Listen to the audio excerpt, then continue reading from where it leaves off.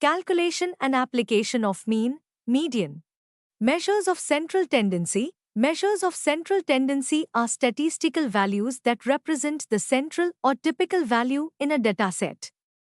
The three most common measures are the mean, median, and mode. Calculation of mean. Step 1. Add up all the values in the dataset. Step 2. Divide the sum by the total number of values. Step 3. The result is the mean, or average, of the dataset. Calculation of mean. The mean is useful for describing the central tendency of a symmetric dataset. Calculation of median. Step 1. Arrange the values in the dataset in order. Step 2. Find the middle value. Step 3. This is the median.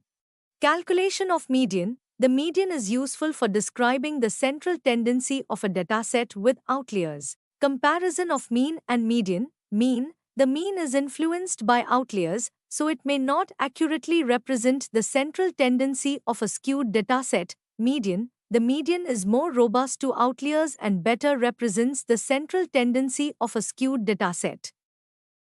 The choice between mean and median depends on the distribution and specific needs of the analysis.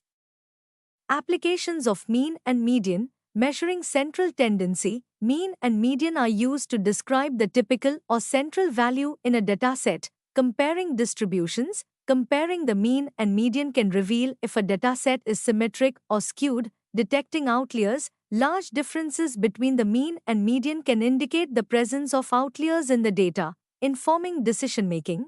Mean and median provide important insights to guide practical decisions. Understanding when to use mean versus median is crucial for effective data analysis and decision-making.